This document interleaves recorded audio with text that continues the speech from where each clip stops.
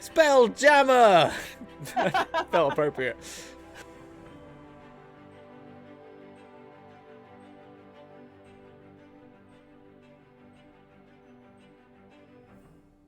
Hello, and welcome to the DM's Book Club, a podcast where we talk about all kinds of things.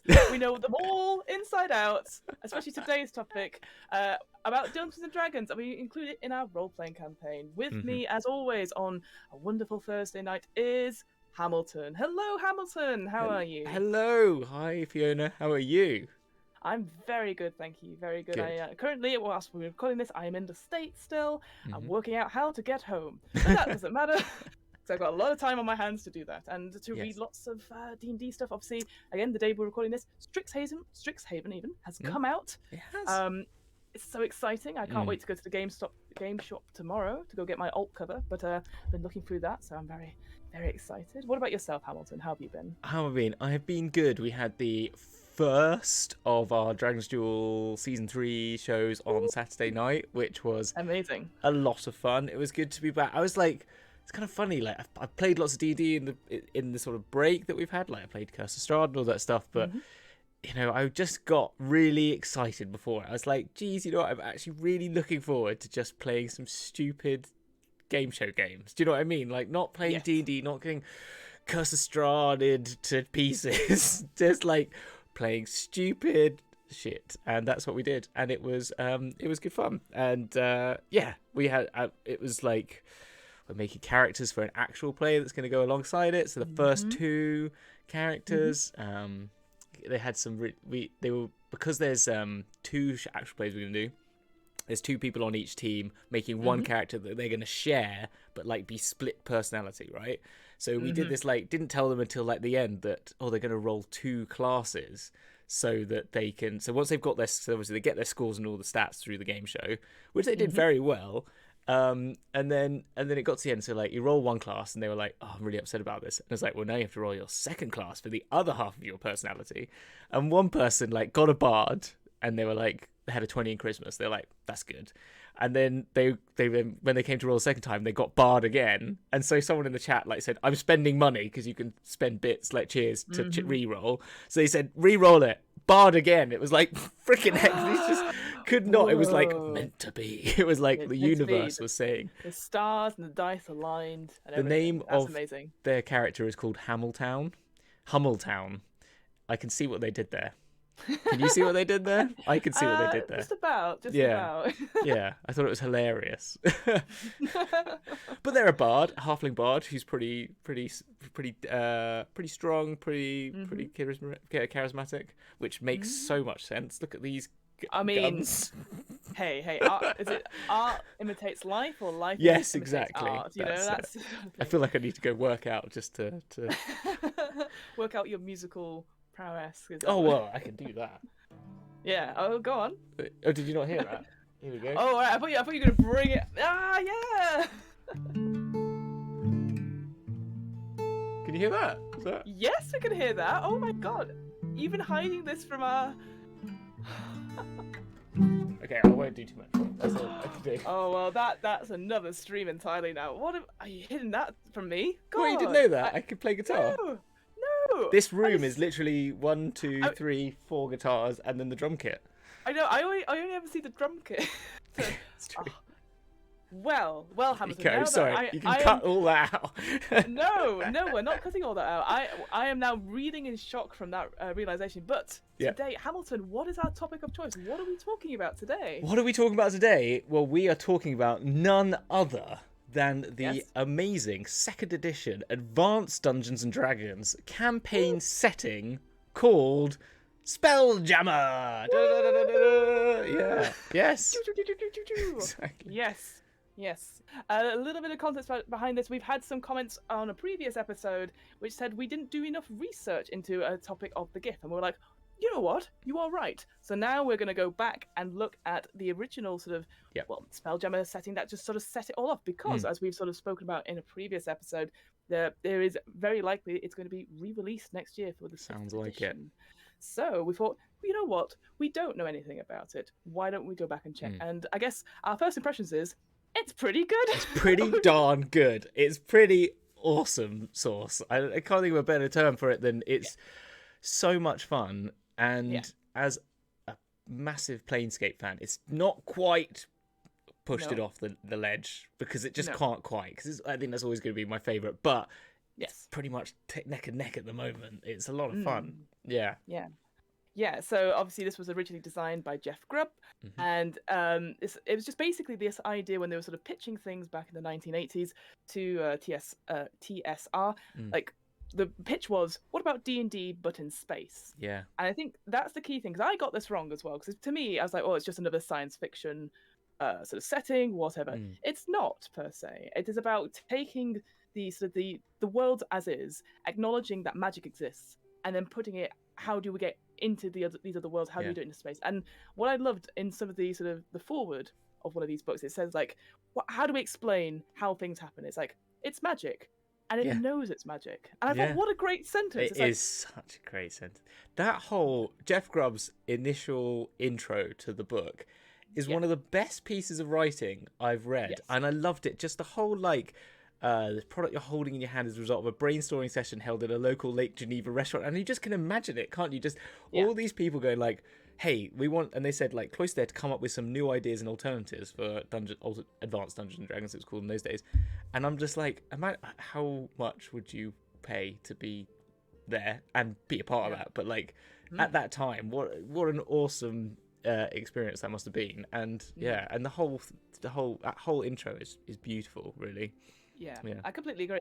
I think it's interesting because obviously now, because it's such a big company, obviously Wizards of the Coast, and they have all these teams, all these writers on it, so the voice itself maybe becomes a bit more unified per se. But here, like reading that forward and reading the rest of the two books as well, which will go on to sort of the differences between them for this box set, the voice is there and it's incredibly engaging, as if somebody is actually talking to you. I can imagine this being read out as an audiobook, and just almost like, and maybe it's just me on this, but it's sometimes when I was reading it, it felt very much like Douglas Adams, just the way it explains things, in the sense of like, this happens because of this, and you're like, oh, that's quite funny what you've just said. Yeah. Just the way, like, for example, it talks about like gravity planes, and it was talking about like a good sort of aim. You could throw like an object on one side of the plane, and it would come back and hit somebody else in the head. I like that. So over the barge, and then it go, bonk. It's kind of... Exactly. So, but that's the thing. Like, I don't think you get that with a lot of 5th edition stuff. Obviously, we've got stuff like Fizzbands, and we've got Tasha's, and sort of Van Richten, and they have little like interludes per se. That's it's just something different. And I actually didn't realize that books used to be like this in a way. Maybe that, again, my ignorance showing through there, but I was just like, wow, it actually really is an engaging read, because I sometimes find that at the spell on the Planescape one as well, when you did the small bit on that, and I said, and that when we definitely have to do a big special on Planescape, because I don't need to read anything for that one, so that's really easy for me. But the point is, like, I have a theory. I'm gonna put a theory down there. So one of them is, I think, like, they are like really high concept, so you really kind of can go for it. And I think that's what they were doing at the time. They were trying to push the boundaries of the game, so therefore bringing that speech to it. But also reading the Lost Ships one, which is the one that Ed Greenwood did. And I know that it wasn't Ed Greenwood who designed the whole thing, which is like awkward Twitter interaction. But hi, Ed, if you're watching, because thank you for talking to me. But in the Lost Ships one, he does an intro as Elminster, and there was a lot more of that in that day, I think. And it was just, and I think my theory is less of a graphical design lean, So, Planescape actually is a lot more graphical than this. And I was trying to figure out if I didn't actually get to the bottom of it, and someone out there might be able to answer this for me, but I think Planescape is the first campaign setting to be full color as a book. Which I think is kind of important, because it's the early 90s, and I think and it might have been Adventures, but these are all black and white drawings, black and white text, and therefore you need to bring that flavor, and you need to bring those, because the art's good, it's not, but it's just not what we are blessed with art these days. We're everything. Even DM's Guild books have more art than Spelljammer main campaign setting does. Yeah. And that's perfectly, and that's because you're right. Printing. Like we talked about it before, that idea of the page textures and stuff like that. That every page has been built up, and the text on top of it having that sort of invoking feelings. Obviously, we had that with Wild Beyond the Witchlight. We've had that with Fizzbands. We've had them with all of them. And with this one, you get the obviously.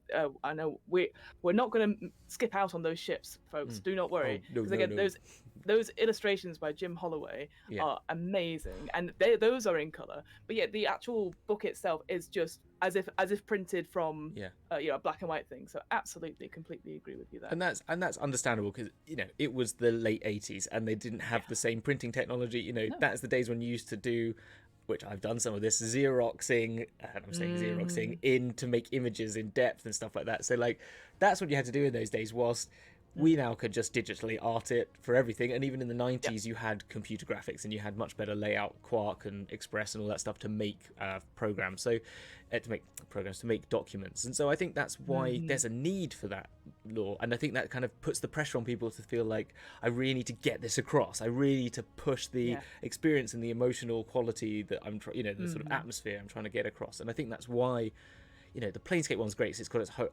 its own cant, its own way of speaking. But this one there's a lyrical quality, as you said, in some of the words that he uses. And I think if Jeff Gruber's the one who actually wrote most of the text, I assume. I believe so, yes. Their penmanship is really well put, is really good, and there's lovely, as you said, there's humour, but there's also this. You had that quote about the spheres. I can't remember what you said that quote was. Oh yes, they talked about essentially all of our planets and solar systems are encapsulated with these crystal spheres, and they are sort of float in the phlogiston, which we'll talk about, like quarks on an ocean, ginormous quarks, but quarks all the same. And I'm just like. Again, you get that image instantly. Exactly, like you've seen quarks bobbing in water. So this idea that these huge, great big spheres of crystal are bobbing in this huge sort of ocean of phlogiston. It's just is, and that's beautiful. It. And I think exactly. And there was even, we'll get on to some of the other ones, the sphere worlds, but like there's a lot of imagery in like they do the sphere that's very much like Discworld, with it's a world on top of a turtle on top of an elephant, and it's all the way down, and they've got they say a god holding the earth, and you just imaginally see Atlas, you've got that, and it's just carrying it through space. And it's beautiful. It's just so well put together. Yeah, it is. And before we go on to it, I'll just quickly explain something, because I got caught out by this because I'm an idiot. So in this the Adventures in Space box set, there are two books. Yes. Yes. There are two books. The Concordance of Arcane Space and the Lorebook of the Void. Now, the PDF that I got swapped those two around, so I did not understand the first book until the Lorebook, and it does say in the Concordance of Arcane Space, read this first. And I suggest you do, because I was talking to Hamilton, I was like, I don't really get it. Blah, blah, blah. And then I turn over to the next page, I was like, now it makes a lot more sense. Page 109 of the document they give you as a single PDF, it goes, read this first. You're like, that's useful.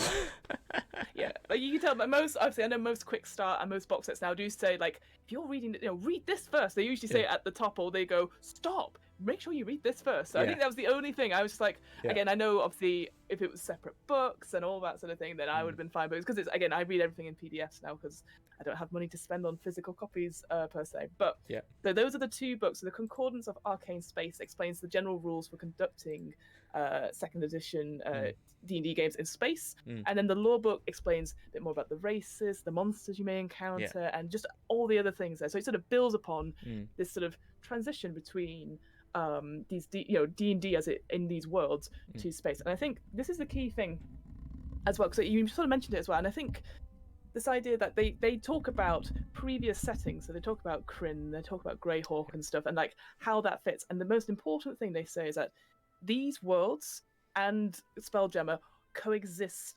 One does not overwhelm the other. So I think, and that to me is very important, because I've always ever thought, Spelljammer, you're just always in space. You maybe visit a planet or two, but whatever. But actually, the people on the ground, they know that there are huge ships in the sky. And it's not like a what is that sort of what thing. is? Like, well, but then there'll be a crash and stuff. But they just like, it doesn't concern them, because they translate it into like, if there's a big battle going on in the sky, it's just like armies fighting down here and stuff. And I like the idea that you don't have to go through that whole thing going, oh, aliens. It's just like, oh yeah, we know. And it's just a part, like, and I think it talks about it with like Elminster as well, saying like, oh, we're very aware of it. And it just makes it so seamless that you don't have to have that really awkward, we've all been there with that. You have a board games night and you spend the first hour reading the bloody board game rules to other people and get everyone on board, and none of that here. So I think that's just the key thing to just say is that Spelljammer coexists, and what I love about it, it gives the DM lots of tools to be like, here's how it works, and if you're worried about something, up to your discretion to be like, actually it doesn't work like that, and that's okay, which I think is so important now. And then just quickly just to say, as well in this box set you get 4 maps, you get a giant picture of the Spelljammer, which I'm sure we'll come on to later, because I again didn't know this existed either. Again, naive person here. An example of a basically a flying city called the Rock of Brawl, and loads of little cards so that you can play like an actual sort of like little minis game. Yeah. Oh, which so cool. Can I just make a little interlude here? Please do. Back to our Future of D&D panel special. They said there will be more ways to play. Oh, are you thinking like I'm thinking a miniatures game. I'm thinking they're talking Spelljammer, and I'm thinking, okay, now if I wanted to go full on, hello, I'm going to get my tin hat on, they're going to make a deal with Games Workshop and they're going to make a whole proper game and they're going to get a box set, but I think they could go I think they could go, if they so wished, get on the Games Workshop sort of bandwagon, because I think people are doing really well with that as now. Get a big box with some miniatures in there, proper spell ship miniatures, because we could just 3D print the crap out of these things now, because I want to do that, and have a proper board game, like when we can get back to playing together, or a Spelljammer online game even as well. I'm just thinking, like, that just came to mind, that sort of new ways to play. Well, that just sort of shouted at me when I was seeing the miniatures. Sort of thing. That's actually such a good idea, because obviously we have stuff like is it Star Wars X-Wing and stuff like that, where they have all the like very miniature stuff, and you have the exact angle where things have to move and stuff. Really good game, actually. I've not played. I've watched people play it. I've never played it. It's a bit too technical for my blood, but I do like, that's how I see it, right? Because obviously it talks about like, these rules for like how do you fight in space and all that sort of thing, and and you have the hex maps and stuff like that. So that could be who knows, maybe because obviously we've got like D&D board games already, so maybe a war miniatures game. I love that idea. Yeah, I seriously could see that. Yeah, because they do. I mean, they did do like they've done a lot of the board games of some of the key adventures, haven't they? And I think, but I just could, I think that seemed a bit obvious to me. But I mean, who knows? Who knows what they'll do? Video game. Who knows? Well. Yeah. Oh, maybe. But I would love to see that actually, and there'll be money in that for sure, for sure. So then, I guess, go on. No, I was saying so. So we're both like so great. So let's go on to the first book, the Concordance of Arcane Space. Now I think there's 5 chapters in it. 5 chapters and 3 appendages. There are 3 appendages. Oh no. So it talks about the main rules and stuff. And again, in the foreword, it talks about this laws of magic and not physics. And you treat the worlds that have been described previously with magic, races, and gates as real, and you build out from there. And I think that's such a key thing. So looking at the first chapter, again, we're just going to do a huge, broad overview, so to speak, if anything that sort of goes out. So it talks about what the setting is. Like, how do you set up from this? And this idea that there is wild space, phlogistum, and these the crystal shells, or the spheres, or orbs. Yeah, crystal spheres, I think, is the It's the main one. It's the term. And so this, and so it changes because why not? But this idea that obviously wild space is all that it's bits between little planets and stuff like that. When you fly out of the atmosphere, that's the stuff you are in, and then you might hit the edges of if you think about our solar system, you get. I still think Pluto is a planet. I'm sure it got reclassified at some point. When you sort of hit that outer edge, you might hit what is called the crystal shell. This idea of a dark ceramic, like endless sort of tile, which could be any shape per se. But obviously, when you get to it, because it's so immense, it's just flat and usually dark. And I think at some point it talked about like painted stars or stars being painted on the outside, which again is like very Truman Show in my head. That's exactly what came to my mind. I was like, where is that? I totally agree. Yeah, it's very cool. Like good afternoon, good evening, and good night. And then on the outside, there's this thing called phlogistum, which is like this multicolored sort of like flow, essentially, which is in between these crystal shells. And to get from one planetary system to another, you have to bypass this sort of crystal shell, navigate the flow and get into another one. And that's essentially it as sort of thing. But what I loved about the phlogistum, again, it has this, it's multicolored, it's fluorescent, it's bright, you don't need candles, but also there's just a little bit where it just says dangerously flammable. Yeah. But I love those words, because then instantly it changes a lot. Because I don't know about you, Hamilton, fire gets used a lot in D&D. It does. Like smoke powder, like lighting stuff and everything like that. So, and what's cool about it, because instantly sort of says, "Oh, all right, you are going to travel to another plane or through a crystal shell, and then this stuff. How do you navigate that?" So they have stuff like, you have maybe natural lighting from fungus or something like that in the ships itself. There are spells, I think like chill fire and stuff like that, which only works in the phlogistum. So I like that only you have certain spells, wizards and priest spells and cleric spells. Here's a question for you, Hamilton, and again, maybe it's just me. Priests are clerics, right? In the old, is that the thing, or is it a separate class? Oh, you don't know. I don't know. Oh dear, should I find out now quickly? You could do that. I mean, yeah, go for it. Because at times it does refer to clerics and then priests. I assume it is the same class, because basically, as we'll go into it, sort of talking about like how does one move a ship once it's in space, and it's through the spell jamming helm, which we'll go on to. But I get, again, and only certain races who have spellcasting abilities have it, and I think a priest can do it. So in my head, priest is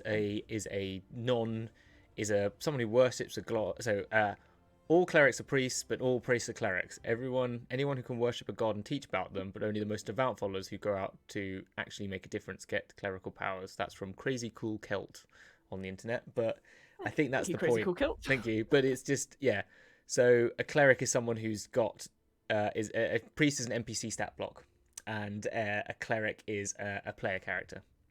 Well, there you go. So again, more you know. Thank you, Crazy Cool Celt. Thank you. And other things that it sort of talks about in this chapter, it talks about what do you do about air, so rules about air, gravity, what time and temperature, which I quite liked as well. This idea that the time, like how do you work out time? It's like, well, it's just relative to you, because obviously that's how you keep. If you know what you're keeping, then you could be like, it's been 10 months, but actually it's been 2 weeks on this planet and all that sort of thing. So it's again, I quite like that. Again, it gives that control to the DM, because obviously people are going to have these questions. Yes. We all have this question, like, how do you breathe in space? And it's like, well, you take some of your air with you for a little bit of time, so you'll be okay, but you can't live forever out there. No, exactly. I do know it's 1d20 rounds for a human. So if you're on your own in space, you've got 1d20 rounds, and a round, as I said to you off camera, a round in old D&D is 1 minute. A turn is 10 minutes. Not like in D&D where a turn is 6 seconds and a round is however long. However many people are in it. People in a round. So it's just those are technical terms from D&D, AD&D. Yeah, turn. Yeah, absolutely. And they've got, again, like this idea of the gravity plate. And what I quite liked about it is it's just very matter of factly, like, here is what an issue might be, because we're now in space. And it talks about it, and then it will give an example, or a humorous example. So like I've already mentioned, the gravity planes one, this idea that most ships have 2 planes of gravity, one going up and one going down, and that the fact you could walk on the underside of a ship to repair it and stuff like that. And then there's this beautiful sort of like in-between plane where if you threw something, it would bob up and down, like as if it's in the water per se, and it can do that indefinitely, which I love as a result. But then talks about weightlessness, in terms of combat and all that sort of thing. So it is a very good and interesting chapter. I think at times, because I struggle with like lots of rules, and like you said, like 1d20 like turns, and it just sort of went over my head a little bit on that. But the way it was written, I didn't feel too bad about it, because I thought, okay, so this is how how you could deal with it, and I felt empowered to be like, actually I could just make my own rule upon that, and it's more of here's an example how to do it, rather than that's it. And that's like with all D&D, that's what you can do, isn't it? They give you a basic baseline for it, and you could just say, well, as a person you can survive a minute in combat these days in a combat setting is a long time. Like that is 6 turns in 5e, so you're probably going to get to someone in that time if you needed to get to someone. But you could also make it that you can make up the rule if you want, if you feel like your campaign deserves people being able to get from one ship to another ship and like boarding them or stuff like that, and you want that sort of combat in space, then you could say, yeah, you can take an hour or something like that, or you can make spells up that give you that, I guess, as well. Like they do have spells that do that as well, I think. There was purify air spells that allow you to because it's not the air runs out, it's the air, well, in modern day term it's the oxygen depletes, but in this game there's no such, I don't think it's really that, it's just the air comes stale and then it becomes toxic. Exactly, just the different types of and again, which is it's whilst you said like oxygen depleting sounds very scientific, whereas the three types of air of like fresh, stale, deadly, toxic, like that makes sense in a fantasy term, because why would they say oxygen? You know, they just air. So I think again, very cleverly written that it is fantasy, just happens to be also in the space. fact that they use phlogiston, which is an old scientific term for basically what oxygen is. Which is like absolutely. Hydrocarbons. The oxygen, because the phlogiston is something like wood has high phlogiston until you burn it, then it has low phlogiston, which is the thing. But so would make that's why it kind of meets that sort of classical thinking of science. Makes sense for it to be that sort of way, doesn't it? Yeah, definitely. Cool. And just before we go on, so you have a ship, and like I said, we're going to come to all the different kinds of ships. How does one move through the phlogiston? How do we get anywhere? Are we just into space? I don't know. Hamilton, tell me how we get to places. How we get to places? Well, this is a big question you've asked me. Like, tell me the fundamentals of Spelljammer. Basically, there are ships. Now, these ships can look very much like a normal ship, but these ships have a particular way of moving, which is using basically magical energy, but this is funneled through a thing called a Spelljammer helm, or a Spelljammer, because you can spelljam your Spelljammer while spelljamming, basically, because it's a noun, an adjective, and a verb, basically. So now, this is my first point. Let's have different words for this. Yes. I'm on the Spelljammer, using the Spelljammer while some spelljamming in Spelljammer. Is like, it's just, that is a sentence you can say. But the point is, you put on this helm, you have to be a wizard, I think, generally. You have to be a wizard. I think a sorcerer can use it. It's anyone that's got full spell casting capacity. Yes. So like paladins stuff can do that once they get spell casting and stuff like that. From that, And you basically input spell slots and your spells, and then you have the helms have a particular helm rating. So there's each ship has different based on its size, based on the helm itself. So you can have a basic helm, and you can have a major helm, and a major and a minor helm. Most of them have a major helm and a backup minor helm, and they have a basically convert magical energy into a speed, which is based on the power of the artifact and the size of the ship, basically, and then that is converted basically by the amount of the level of spell you put into it, basically, and your ability as your sort of spell. We don't want to get too deep into the fact that this is 2E, so there's things like Thaco, and there's things like other things that just it's quite a different beast, but that is the general ruling. And so you expend a spell slot, that then you use a table that converts that into movement. Movement also comes with, there's also things like there's basically a dexterity to a ship as well. There's a speed, and there's also its ability to turn and move, and that's based on size and rating. So some of them are hefty ships, small light ships like a flitter, which we'll talk about earlier, can basically, in a move without using a move action, can use in a single move action, can turn and then move, whilst like a larger ship can basically turn using one action, then move using one action, then turn, and some of them it's like 2 and then a turn, and then 3, and it's like takes quite a lot or every quarter takes an extra move action. So it's very well put together, and actually Jordfan does a very good little playthrough of it, which is quite nice to look at if you want to see someone just doing very simple steps of someone playing the game and how that means the big ship does this and the little ship goes wee wee wee wee wee, like that, basically. Like the little piggy who went wee wee wee wee. That's or an X-wing was what I was thinking. Yes, but yeah, exactly. Yes, I have a toddler. This is where my brain goes. Yeah, that is fair. That is fair. I think for me, so you could, and I like the fact that you sort of indicated, like, again for our viewers, but for our listeners at home, you sort of say, they put the helm on their head, and that's only one type of helm. It's a sort of like a crown of stars, I think that's called. But there's also ones which are you just sit in a chair, essentially, or sit in a throne. So again, very much like Star Trek, the captain's chair and all that sort of thing. I was thinking, I don't know if you've ever read Engage yet.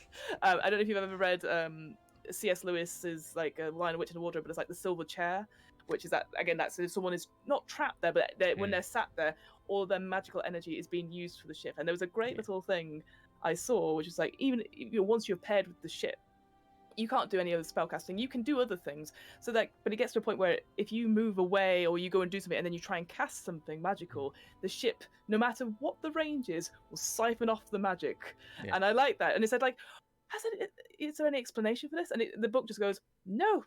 No, it's magic. It just happens. And I quite like that. Again, this idea of spell jamming, this idea of magic, it's alive. And it talks about, mages and priests acting as living engines powering these machines. And I just thought, what a great image that is, that you are, powering it. You can still talk, you can still do stuff, but you are extended. Your magic is extended to this, like, it feels like almost like Pacific Rim in a way, when you're moving these big robots per se. It feels very similar to that, which I absolutely loved as a result.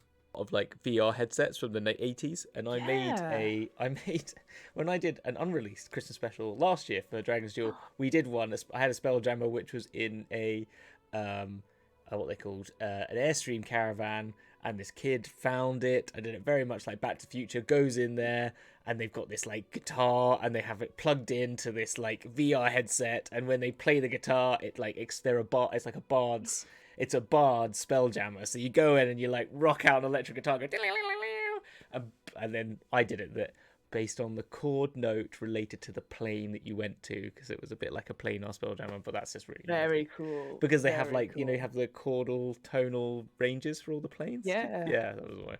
Anyway, but I'm a nerd, so I'm gonna do these things. I love that. That is awesome. Moving on, then shall we just go talk about ships? Yes, I think everyone's here about ships. Yes, everyone's here for ships. Let's go to ships. What ships do you want to go to? Let's look at some ships.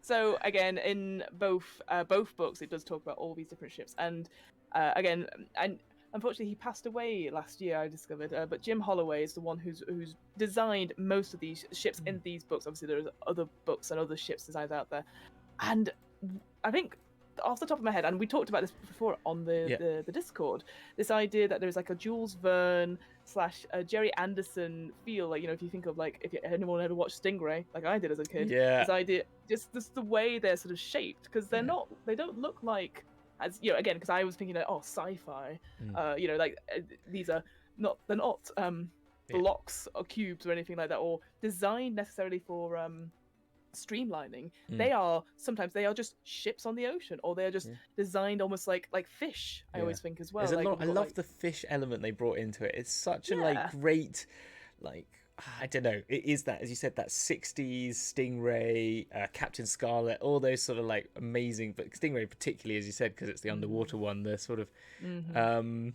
that sort of mix of I'm looking at the hammer ship right now, so I've got the hammer ship up, and like that's clearly got a ship's hull, but then this sort of like gills, and then the hammer eyes, which are like really cool little, like, you could imagine people being down and looking at the gun, like the gunner ship bits, and you can, cinematically you can see the camera going in and going through the eye and seeing somebody there looking out. Absolutely. I mean, there should have. I mean, I don't know why. If the new Dungeons and Dragons movie happens and does really well, then there has to at least be a Spelljammer movie series, because I think that would be great. To be honest, that would be pretty awesome. And what's great with all these, all these ships as well, all these designs. So obviously you've got the design of them, but there's also a floor plan of them as well. Yes, so which is useful for generally any time. Yeah, but again, if you were obviously you've got obviously this image, and then with the little paper cutouts, obviously you can do the big map of like, we're getting closer, and then it's like, right, we're gonna board the ship. Like, great, here is what it looks like from the inside. Here are the different rooms and stuff. So you already pre-planned with that, and there are so many ships in this book, and I know there are so many other ones that aren't included in this book with the later box sets, but I think for me, because you've already mentioned them, I really liked the Elven ships. So we've got the Flitter, we've got the Man of War, and the Armada, sorry. And they are very, again, that idea of a living ship. So they're made out of like I can't remember what it's described as, but like basically when if it's left in space and it's no longer living, it's dying, it sort of curls up like a spider with all the vines and stuff curling up. So again, you can imagine like a dead fly or a dead butterfly or anything like that. And this idea of, they said the Flitter is the smallest of the ships, and it just flits around and stuff. It can only be like one person, so it's like a messenger ship almost. Then you have like a big man of war, which is where showed, yeah. Oh, it's so good. And then the Armana is like this huge, almost like butterfly type one as well, where you get all the man of wars. It's like landing on its shoulders and stuff like that. And the whole stuff about like the elves, the lore of that as well, and the reason why they are, and all these councils and stuff, is so just really interesting. And again, just beautiful. But again, I didn't expect that to be a ship. You know what I mean? I was like, what is that? Is that just like an entity? Is that like a monster in itself? You know, this flitter, this man of war, etc. And they're like, no, there are people moving a ship like as one big living creature, as it were. They are great, and like the ones that I thought were really fun as well, like the Neogi we will talk about, I'm sure, more, but like they're very arachnid style ones. I've got the Mind Spider there, and they've got these little like sails of almost cobwebs on, particularly what's the other one, the main Neogi one. I'm just trying to find it now. So we've got the Death Spider and like the is it Mind Spider? Yeah. I try and Death. Yeah, because this is the other thing as well. And again, back to my very little tiny thing. These ships in this book, the first book, the Arcane Space, sorry, they're not alphabetized, and they're not really done by theme. No, and that's really which annoying. Makes it bloody hard when I'm trying to show people stuff. There's like exactly, because like, you had the flitter one at the beginning. Maybe it's done by, I don't know, like how biggest ship it is or anything like that. The flitter's at the beginning, and then the Armada's like really far away, and you're like, oh no, but you either put the elves together or put this and the other, like So organization skills have got much better in D&D. Classic. We talked about that we talked about the organization on Ghost Walk as well. Like that was quite a difficult thing to navigate in terms of like there was all this lore at the beginning that didn't make sense until you got to chapter 3, and it's like, and the way it was organized was just not on the level that we are used to, which is sort of good. And I think that's again, that's just with time, isn't it? Like over the years, we want to make it accessible to people, that anyone could pick up a book and go, "Ooh, I want to play that," rather than like 2 chapters in, you're like, "Oh, I get it now," because I think because again, it's more us than D&D or the writers or anything like that. It's because our attention spans are so small, and we need to be like hooked like that. As soon as you see as soon as you see a picture, like you said, of like the Hammer ship, I'm like, "Oh, well, I'm in." Yeah, exactly. I if that was right at the beginning, I'd be like, yes, 100%. Yeah, totally. Absolutely. I think the one I wanted to talk about, again, not being negative or anything like that. I wanted to talk about the Dwarven Citadels. I'm just showing I knew you were going to it, so I've just moved down. I love it. Okay, I know what you're going to say. Go on, you say what you say. Go on, say what you say. I'm going to say, well, again, the lore about why dwarves are in space. Like again, dwarves in space. Yeah. Again, great lore, and like because they're again in AD&D. Which is such a weird thing to say out loud.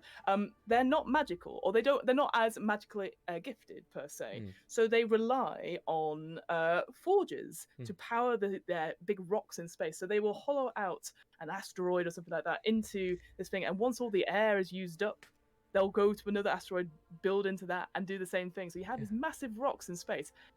However, I do feel it's very telling about someone to have a massive face on a rock. Like it feels very egotistical. Maybe it is that sort of thing, like the king of the mountain, that sort of thing. But I'm like, really?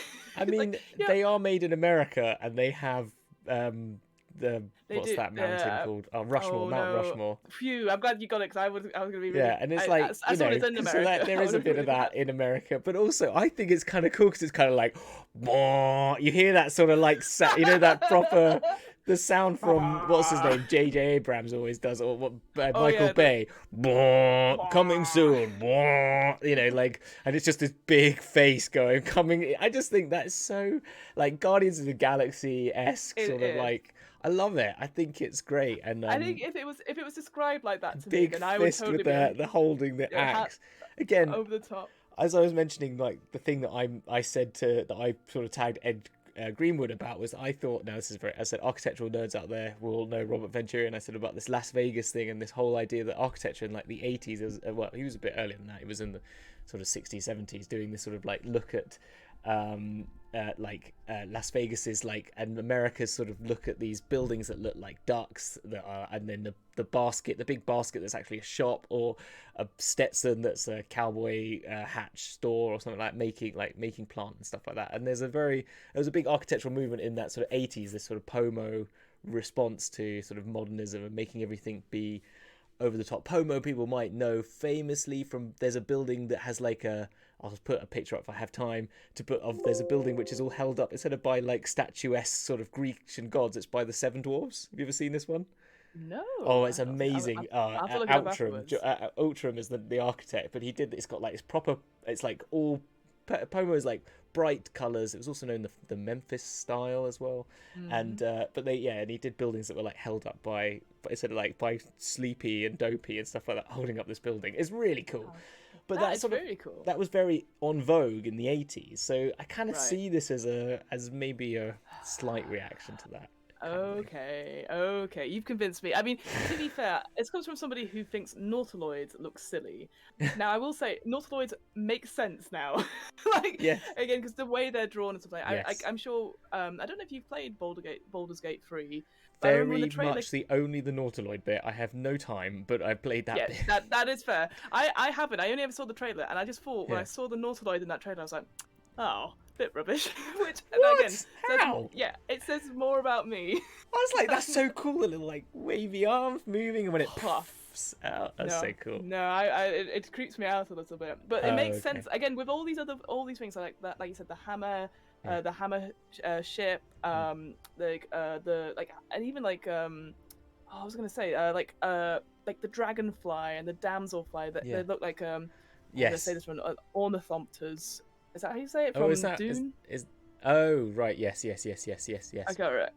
Again, nerds, don't ask us. We'll get there eventually. But again, because they look so cool as things, and I'm just like, oh yeah, I want to find out more about those. And so you have like the fish type ones, you have like wasps and bees and all that sort of thing for the lizard men. And so it's that thing was like, not only are you thinking about, well, what flies, but also what is in the ocean and moves through different types of it's like what moves through other fluids, let's say, or the things exactly.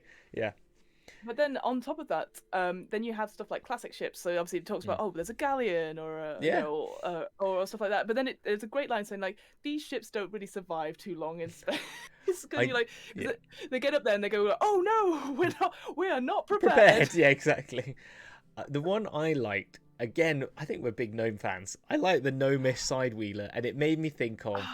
It was very Warhammer, and there's mentions of Warhammer 40k in this, by the way, which is the Xenos or something like that. And I was like, I know what you're referencing. I got you. You know that gif that I got you sort of thing. But that Nomiss Sidewheeler made me just think of a bit like an orc ship. It's a bit more like less put together, but it felt a bit like they used to have Battlefield Gothic, which is the ship game that was in the late 90s, early noughties I was into. Has that sort of feel, but also just, I like the idea that they keep saying that instead of like fixing something, they don't just fix it, they then add to it and make it more. They can't just fix it, they have to like completely tinker with it until it's like got this attachment onto it, and then they keep attaching this bit onto it, and then they keep attaching this bit onto it until it just becomes these humongous thing of just ever expanding and more complicated structures. I think because it's based on a certain type of gnome. I think it's from the Kryn campaign setting, where again and very dark sun, I believe, as well. That idea is like, it's dangerous, I love it. And I think at the beginning I was like, there was a stat which was saying like whenever a sidewheeler or any sort of gnomish ship design tries to land, there's a 50% chance it will crash. And in my head, I was like, oh, but surely if they're tinkers and stuff, it should be better than that. But then reading it through, reading about the lore, I was like, no, it makes sense, because all they're caring about is like, we want it bigger, bolder, explosives. Of course, it's going to be like, it's not going to work. Or they're more chaotic than the gnomes that we've sort of been brought up in the later editions of AD&D, D&D. Sorry, I've got stuck into it now. They're more just like specialized and craftsmanship and all that sort of stuff. But like, it's but I do like the idea of them It feels very Borderlands in an extent. You know, like if you're into like your Tiny Tinas and all that sort of thing, and you're just sort of like, yes, great, attach it. Yes. You know, and I love like the way it talks about gnomes is like their stuff is garish and awful to the eye and stuff like that. And like you said, like they pick stuff from other sort of cultures and stuff, and it's like an insult to this culture. It's like, how dare you? Like I'm sure they had something about the dwarves, and they're like, yes, it is better. We've made it better. Yes. Yeah, exactly. That's the thing. I just love that. But the other thing it made me think of as well was that they were a bit like the Lego Movie, where they're moving along and like constantly building bricks, whilst when they change the ship, are master builders. When they're flying along and they're like building the ship along whilst they need to change it into like big wings to move around, and then they kind of like change it a little bit, and then it's like got like a rocket frontage to it, and they just all that sort of stuff. I really love that as an idea. That is fair. I think I guess out of all the drawings and stuff, I do think the Sidewheeler isn't as bonkers as it could be. I agree, but I think but then at the same time, how can you encapsulate something that is that bonkers it's going to crash? Like, they've done a good. Jim's done a good job. Like, it looks great, but I was like, I'm expecting bits floating off. Yeah, it needed a bit more of that Warhammer Orcish look to it, which is just like plastered on and bits stuck together and sort of falling apart than what they've got. But yeah, again, as you said, done a good enough job. Again, like, I think the writing does it so much justice in this, and like because I know it's building up on Kryn and Darkson and all that sort of thing, but I was just like instantly I was like, ooh, I want to have gnomes in this game. Menoi, that was the thing that's for me. it. Menoi is the name. I've just seen it there. Menoi gnomes. Menoi gnomes. Fantastic. What else was I going to say? There's something else I was going to say. Oh, well, shall we talk about beholders and beholder ships? Yes. Let's talk about beholder ships. So again, from that forward as well, as you may see, there's like loads of different types of ship, and they're all different designs and stuff. And I love the little story that was included, like, Jim did some designs and was very surprised when everyone said yes to all of them. Yes. And I love this because it talks about the beholders, again, very Dalek in a way, this very Doctor Who sort of thing, where they strive for perfection, but even in themselves, so that when they come across another beholder fleet, they're like, oh, they're not us. So you can have different like beholders on the battlefield or on the thing, and whilst you can deal with one, doesn't mean you're going to have the same reception with another because you've dealt with them. And I like that, this whole sort of almost like political sort of thing between themselves that you could get wrapped up in. And the different shapes of these ships and the different ways they look, I think that's great, because again, going back to what I was saying sort of a little bit at the beginning, there was a section where it talks about like, what do you do if your players already know every single monster in the monster manual, which is a common theme, and it just says just describe it differently, or just describe things. It doesn't matter as long as you don't use its name. And this advice was like from 30 years ago, and I'm like, I'm doing that now. I'm exactly. Going, just don't name it. Just describe it as differently as you can. So, and I think that's what you would do with these different beholder ships and stuff. Like, you might not be able to tell it's a beholder ship from the off, but like as soon as you get close, you're like, whoa, horrible. Yes, horrible. And the lore with that as well, that they're now, they live in hives. It's more hive-like. There's like a sort of queen system, sort of like very much like bees. Which is kind of I just thought it was they're kind of cool ideas that they have with them, and that they can be friendly, they can be aggressors, and and the ships, as I said, they're sort of very much like remind me a little bit like those Matrix sort of like the sort of things that flew along, and Sentinels, then Sentinels, that was it, a little bit like that, and obviously like eye sockets, obviously, because classic, they're beholders. But and again, the way they move, the way they spell jam, I don't know if that's the word for it, but they have obviously they have the hive queen, or the person in charge, because again there's a whole section saying beholders are gentless, so the queen is not a good thing. You're like, okay, whatever, we'll call it a queen because it makes sense.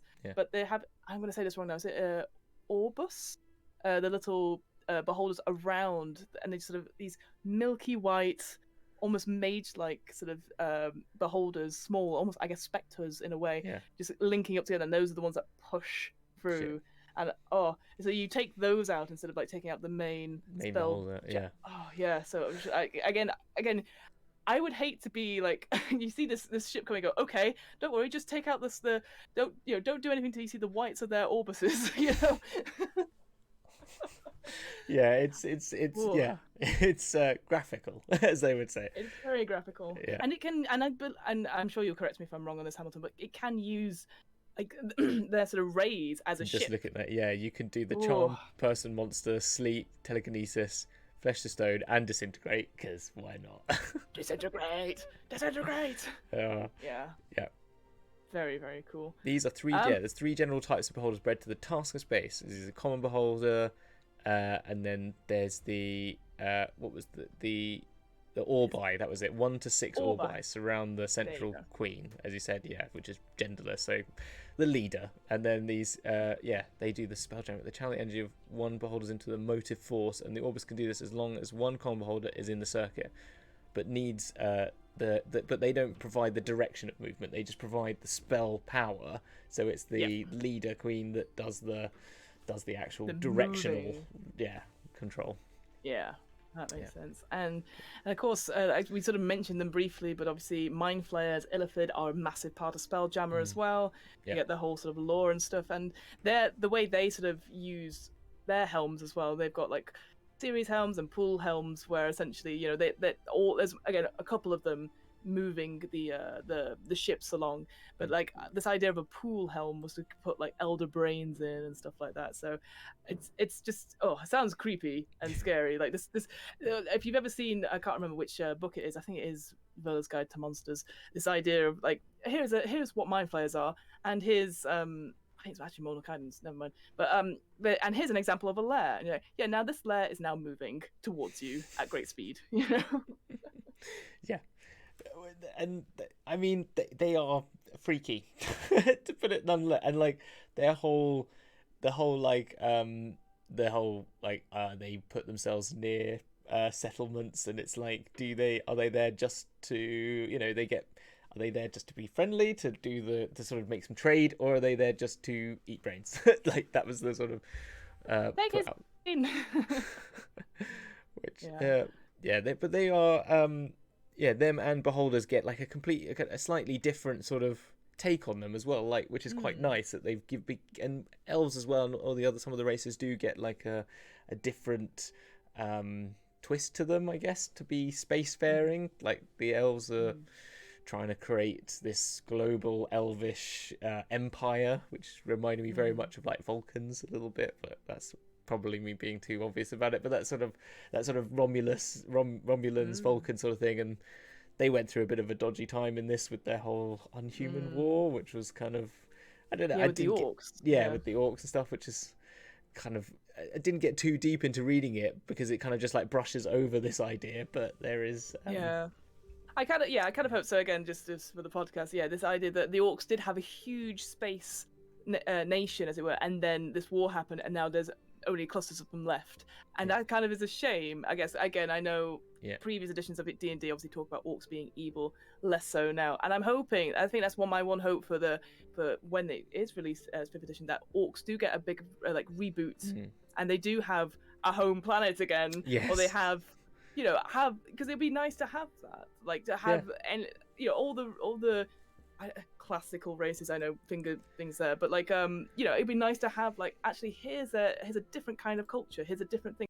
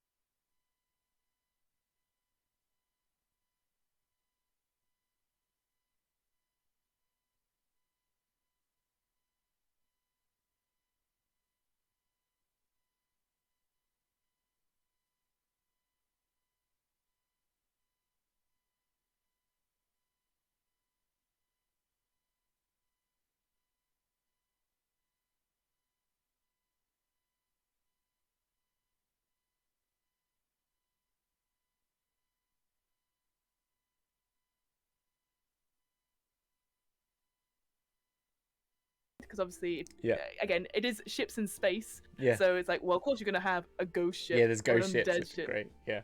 I love that. And they have our own little bit of lore, or how a ghost ship works and where you'd find them. And I was like, again, really cool encounter that you could just very Sea of Thieves, I guess, as well. That idea is like, what's that music? Oh my god, shit.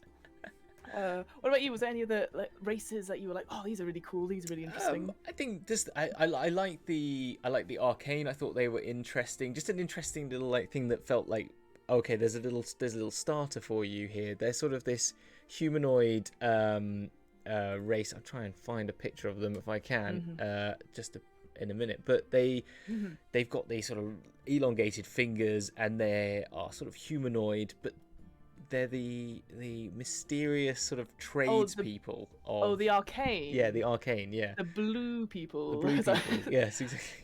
They feel like a more sophisticated Mr. Meeseeks. I always think like we're gonna bring all these magic items to you. Yeah. Exactly. I think they what's the one that they? There you go. There's the image. Can't think of it now. I can't think of it. It's gone. It's gone. But anyway, there's a picture there of them, and they're sort of they're sort of these secretive race that are the only people that deal with the Neogi as well. They've got some sort of deal with them. The Neogi we talked about in our Minx and Boo as these spider-like creatures that with furry backs that basically want to imprison everyone and eat them. Yep. And they have and then they bite each other to make these sort of when they try and make a baby one, it's like the lore is awful. Yeah, it's really creepy spider stuff, which is like, no thank you. If you're not, I will say, if you're not into your spiders, ignore anything about the Nagoni, because they are furry spiders. They are planar creatures in a way that they go and get magic items, but they will, as we saw with the Minsk and Boo, that idea that they'll wager up going, actually, you'll make a good slave, and then try and capture you in the ship. And obviously in Spelljammer we've seen it before, these death spiders and mind spiders, again, beautifully ships. I guess it's just the way the arms are sort of created. They're not bolted on, they're not mechanical, maybe steampunk-esque per se. It's just beautifully crafted, almost like a brooch. Yes, I was thinking, or like a hairpin. Beautiful, but also if I saw that coming across the map towards me, I'm like, we need to go round. Black alert, let's get out of here. Exactly. No, I really like that. I think the other thing with the arcane was that they showed this next image, which is they're holding a hat, wearing a secretive sort of cloak, which made me just think of the Utani people from Star Wars. What are they called? The sand. Oh, the little scavengers that have the big ship. What are they called? Oh no! Again, our geek cards have been revoked long ago. My brain just can't compute all this stuff at the same time. But there's a picture of this sort of cloaked figure, and then they've got the Spelljammer in the background and a galleon ship, and you just kind of think this sort of secretive, I can do some deals, here's do you need I can get you a damselfly for under 500. What are you buying? Yeah, exactly. What are you selling? Yeah, exactly. That sort of stuff. Yeah. Yeah. Well, speaking of, you just sort of mentioned Spelljammer as sort of the background. Yeah. Let's talk about the Spelljammer. Yes. The Spelljammer. The Spelljammer. So, again, very little, I guess, compared to the other ships and stuff, where I guess they're more common, perhaps, or anything like that. But the actual sort of Spelljammer itself, the original ship, there's very little on it, and I know it gets expanded out in the further campaigns and in the novels and stuff. But from what I understand, is that it is a proper living ship. It's sort of a cross between a manta ray and a scorpion, with a city or a little fortress built on it, which is really, really cool. And again, you get a map of it in the box as well. Got it up here now. Yep. Nice. There it is. I think with what I find really interesting, and the first time I read this through, it made it sound like the Spelljammer, nobody knows anything of it. It comes and goes. People have tried to capture it, and other people have captured it, but it's never, it's just a thing. It's a mythical thing. So in my head, I was like, well, why have you included a map of it? Because it's such a mystical thing. It's no one's ever controlled it. But as soon as you give a map of it, I'm like, well, now the players are going to go and try and get it, or go and search for it, or something like that. And I just felt to me it feels very magical, almost like it's a mythical creature that you rarely see, like like Ash in Pokemon sees Ho-Oh at the beginning, and you never hear anything about it until maybe several seasons in, But I think it's that, isn't it? It's like when you get to level 20, you got to meet the Spelljammer by then, haven't you? It's like Dungeons. Yeah. It's like Dungeons and Dragons. We've talked about this. It takes a bloody long time to meet that freaking dragon. So it's like in Spelljammer, you should be able to meet the Spelljammer, right? I guess. You're completely right in this. When I read it through again and then read a few other articles about it, it actually expands out a lot of it. I think it's just interesting that this was obviously the starting point for me as a jumping off point, and then it goes into things. So it is a living ship. It's where all other Spelljammers have come from. So once it has chosen a captain, it will birth all these other Spelljammers known as small jammers, which I think is so cute. And they'll go out and obviously become, go out into the world. And then once one of them is chosen to be the next Spelljammer, so it's not just one. And then it has this thing. Again, I don't remember where I read this, so apologies in advance. Where it attracts people to come and live on it. Essentially, like when you land, it's like you want to stay here, a bit like any of those planes of existence. So if you're going to capture it, that's like one thing. But as soon as you're there, you're like, well, I never want to leave. And I just felt that was really cool. And it's got, various attacks. Like one of its attacks is using the people that have settled on it to attack you. It has a tail and it has maneuverability, and it just has all this stuff to it. It's an incredible. Out of all of them, it is a living ship. I know we talked about the elves type of ship, but they're sort of like wood and trees and stuff. This feels like an actual. Yeah, the other ones have that sort of exactly. The other ones have a look. I've got a bionic, like I can't remember the biophilic. It's not the word, is it? But it's that sort of like they look they look like biology. They look like real living things, but they're actually just wood and carved and made into these things. They're not actually the spider. Their spider isn't a spider body. It's just given that sort of shape. And the hammer ship is the same. It's a wooden hull, but it's been shaped like a hammerhead. Exactly. But this is actually a humongous manta ray ship, basically, that is living. Yeah, and I know later on there's stuff like again, forgive me, I can't remember the actual terminology for it, but it's like a dolphin ship or a whale ship. I think it's a whale ship where it's like it is a whale, but it has two parts of it on and stuff like that. So there are, I know, imitations or limited, but I think because this is so big, and as you said, like it feels like something that you go and explore when you're level 20 or in the high levels, because it has saves equal to a level 20 wizard. It's like magic doesn't really work against it or anything like that. It's his own thing, and it's so big and massive, just like what you were thinking about before about the crystal shells and stuff like that. It is sort of one of those things where you see it and you can't really comprehend what it is other than a living creature. Again, I see myself, if it ever came to it, like, we're gonna have to do a Free Willy thing where it does get captured and it's gonna go Spelljammer. Smack in the face. That's how you go. I love that. That is great. I'm so up for that. Do we need to talk about the sort of fundamentals of how gravity works and the air works, or do we not? That's just stuff that you can read? We've talked about it a little bit, and I think it is again good ideas. For me, like a little bit technical, but once you work it out, same thing with you were saying before about this maneuverability and stuff like that. I think once you've had a go at it yourself and worked it out, it actually gets a lot easier as well. I think it's always that thing where I've said before that when you're reading a board game, you're like, I don't understand it, but if you start playing it through, you get the hang of it. But you just need that patience for it. But like the air, the gravity, the time, the temperature, the speed that you move through things, like when you start moving, you get up to a speed and then you move at basically the speed of light to get between these speeds. Even though it's like big distances, it doesn't take a lot for you to ramp up to speed. Then you stay at this like high speed and then you move along. And then when you encounter things, because each thing has a gravity, it's like I think that's how Jordan Fan put it actually themselves, was it's like encounters in like Final Fantasy 7, when you're in the world map, that when you get close to something it goes and then you slow down because you've got gravity to one another, and then you sort of like battle it out, and then you just speed off again when you get away from things. And the same with like, or No Man's Sky is a good example, isn't it? It's that sort of No Man's Sky, you kind of use you use the sort of booster, and then when you get close to a planet it slows down, and then you kind of and you change these sort of speeds, so it's quite cool.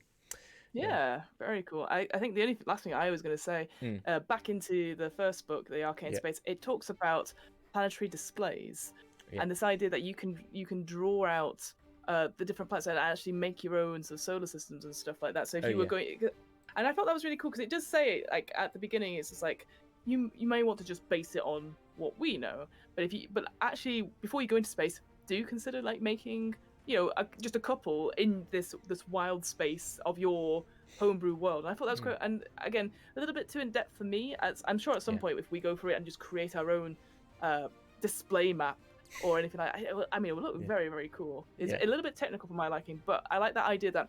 And as soon as you say the word star charts, I'm like, ooh, that's exciting. Yeah. Even though I have no idea how to read it, how to create it, or where I'd put it. But I'm like, ooh.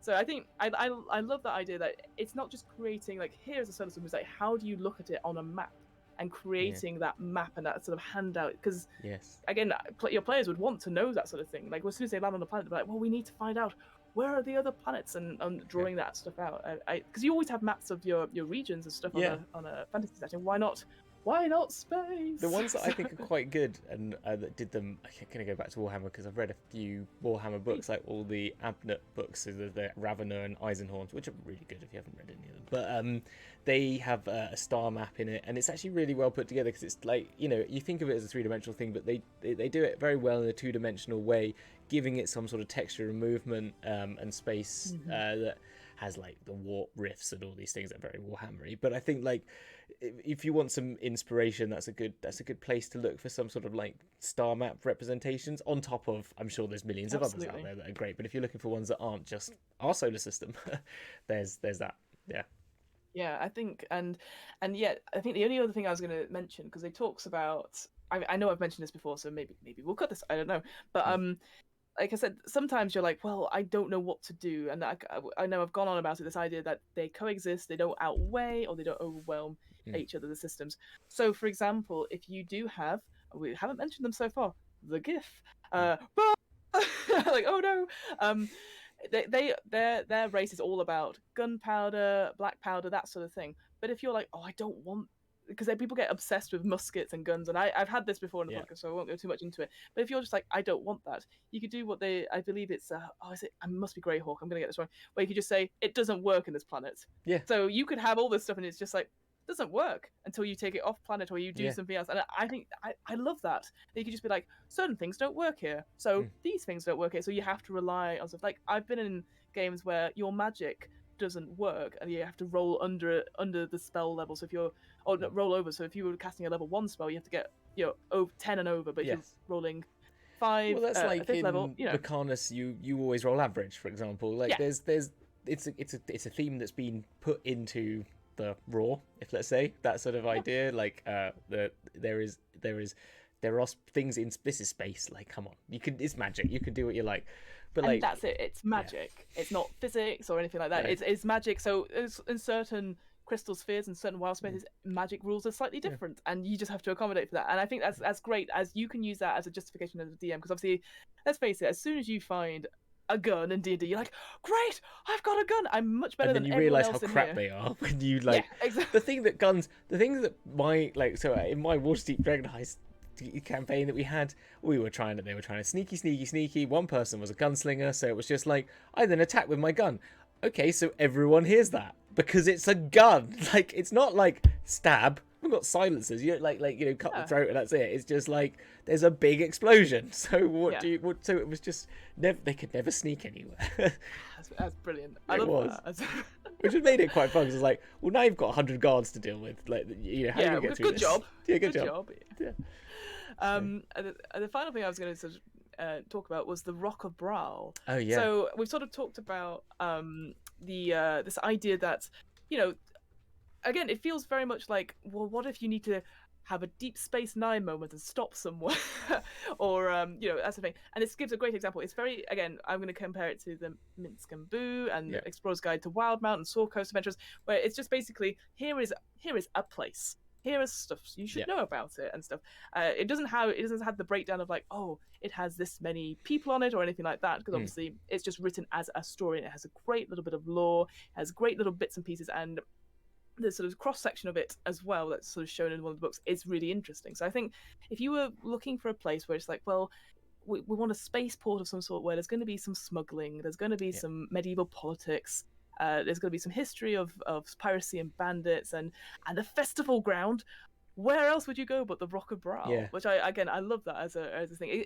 I guess because I think for me, it's a good starting point if you're like, I don't know where to take my players. Instead of just hopping from planet to planet to planet, maybe they want to go and actually integrate with people who are like, hey, we should team up and go on where would you get your missions in space? You know what I mean? Like this is their fantasy version of a tavern per se. It's like, here is the Rock of Brawl. You're going to be sent on runs and stuff like that. So I really like. I like the Deep Space Nine reference. That's actually quite a good. That is a very good. Is that sort of space station-y feel? So much fun. Yeah, I mean, and you could just make your own again. Like you could just make your own one.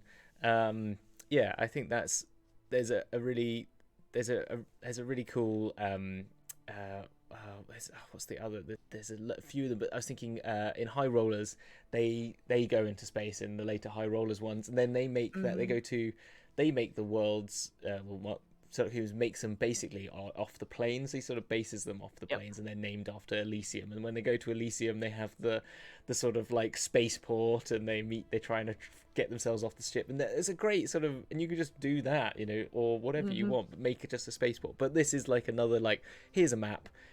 Here's something that's got some lore, which is what we want. It's always like, we were talking about this in the other editions. It's stuff, and there's more 5e stuff. It's like, give us an example, because it's always there as a backup. Because we might not have time to make our own one, but in the same it's not saying you can't just make your own one up as well. But, no, absolutely not. And I really like this one. I think so. I guess my stuff with Minsk and Boo and stuff like that, there was a lot of like, here's some examples, but there wasn't a lot of lore. Here you have a whole backstory, and then not many examples, so it needs to be a happy medium for myself, just to have a little bit more signposting. Again, because I came to it in 5th edition, and that's how I find the reading of it. But I was like, the whole history about how it was handed down, and this idea of piracy, and the successor was there for a week, and then it was found dead, floating in space, and they've not solved the murder. And I'm like, ooh, that's exciting. Yeah, exactly. Ooh. No, it's really good.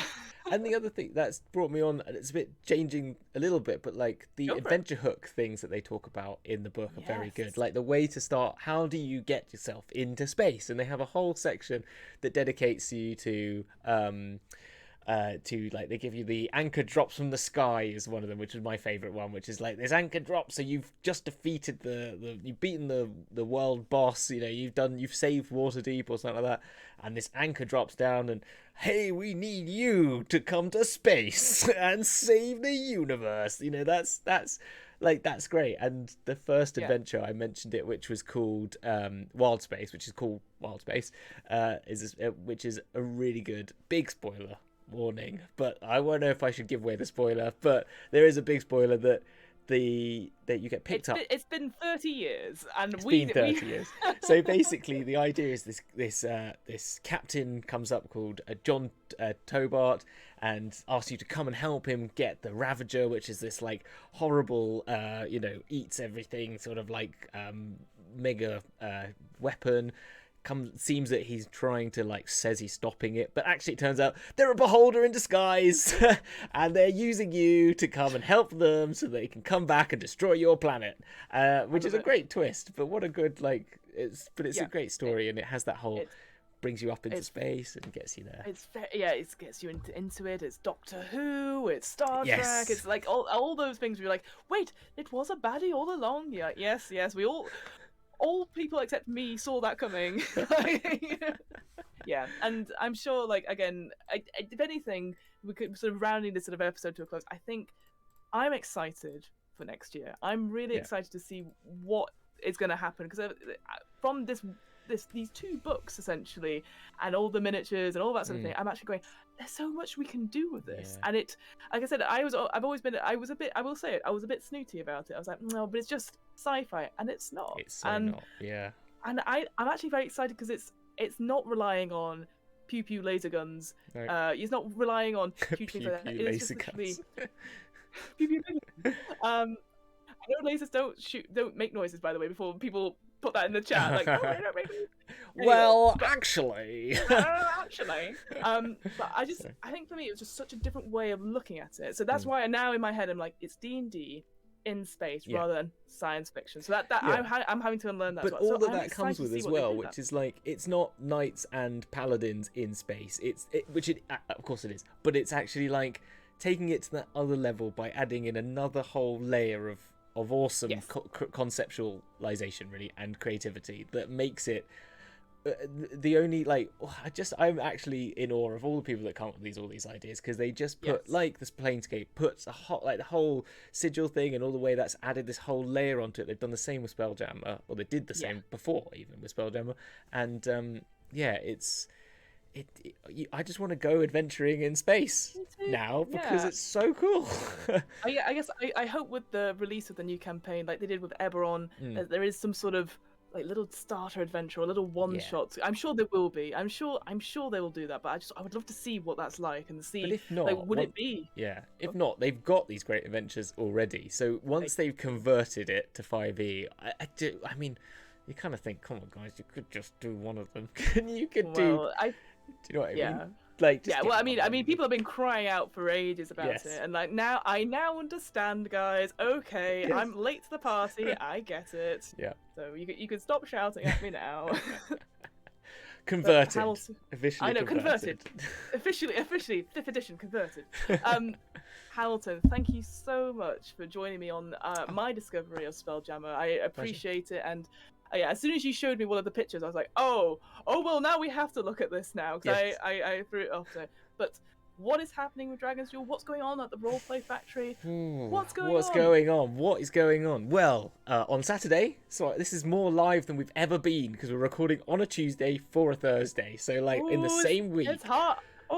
Which makes it nerve-wracking for editing purposes. So therefore, if there is bad editing, don't blame the editor, because it's my fault for organisation skills. But it's both of our faults for being very busy people. So, with that, we have got we've got episode 2 of our game show happening on Saturday night, which is at night. So everything that's going to be Dragon's Duel now is Saturdays at 9 p.m. UK time, 4 p.m.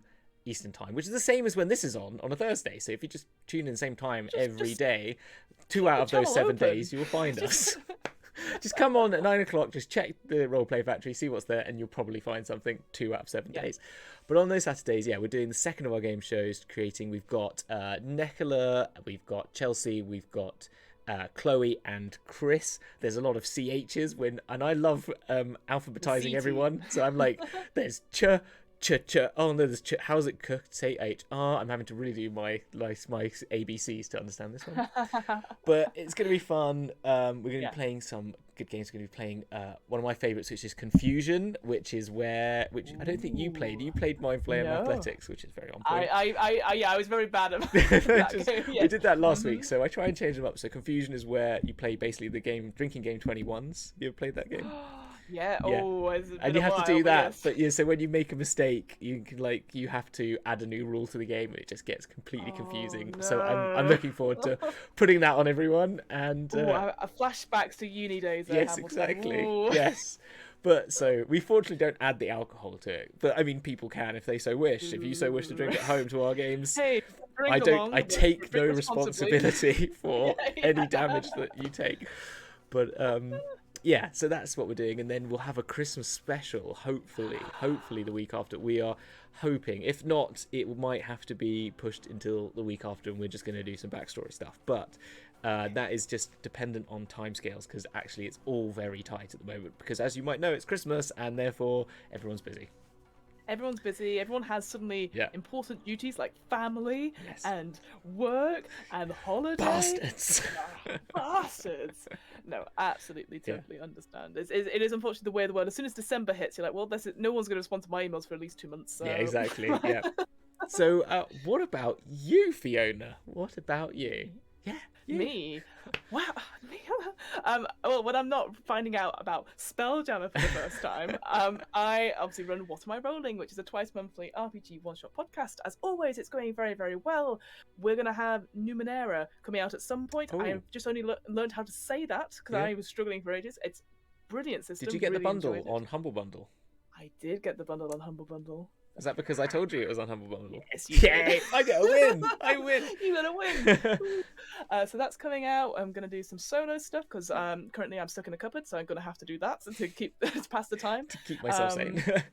As I was saying, what I'm sure I'll be promoting loads at when it gets closer to January, though. I'm part of a sci-fi improv show that's coming out. Yes, sci-fi, where it's going to be in person, but also streamed online and also in VR. And it's very much like if you've ever watched Galaxy Quest or any of those sort of like Red Dwarf is a good example. It's just people like on a ship, which essentially the Earth has been sucked into a black hole and they're flying away from it, but they're flying at the same speed that they're being sucked back into it. So they're currently stuck, and it's about what happens, and you can interact. It's so much fun. You have an alien called Biscuit. You have Dr. Fleischman, who's a bit like Dr. Venkman. You have basically Arnold Rimmer as the captain. It's all fantastic work, and I'm just playing a very tiny role of just being in the chat. So probably what I'm doing right now, just like and responding to requests and stuff like that as the big ship AI. Cool. And that will be happening in January. There'll be lots of show dates. I'm sure I'll be spamming people about that. Was it going to be on YouTube? Where? It's going to be on YouTube. It's going to be on YouTube. Oh, because it's VR, currently. I guess. So yeah, you need to do. Yeah. Can I watch that on a PlayStation VR? Oh, I do not know. I will find out. If you could, because that's the only VR headset I own. Well, you own one more than I do. Well, it's the only one I own. I've used it not a lot since the first year I got it. I was like, yeah, VR, and then it's now in a cupboard. it's in that box there. Oh, it's along with all the musical instruments. Yeah. You could do the drums and be on VR. Anyway, what I do love about it though, so obviously if you're in the audience, you are part of the sleepers. So that means you are passengers on the ship and you can interact with it there. If you are in VR, you're another crew member, so you could be just in the background waving whilst they're doing their scenes. Doing that. Yeah, exactly. And then if you're in the chat with me, you are from Mission Control and you're sending requests to the characters, which I then pass on to people, but also kick people out if they're being rowdy. So yes, it's always a way to sort of try it. We don't know if it's going to work. Sounds awesome. Today. It sounds absolutely awesome. It's so much fun. Yeah. I'm one of those things where I'm just like, I hope it looks good and is like, it's that sort of thing where it just needs tweaking. I think we're at that stage, so I'm very excited for when that's out, and the artwork looks great for it as well. Exciting. So that's what I'll be doing in January. So yes. Awesome. Hey, that's really cool. Okay. Is that everything then? Is that everything? I think that's everything. Oh no, I forgot. Third Space Gaming. Oh yeah, Third Space Gaming. Yes. Third Space Gaming. I always forget this. I'm so sorry. Burnley. If you want 10% off, hey, I hear Christmas and the festive season is there. If you want 10% off, it might be a bit late now, as you're thinking about it when this goes out.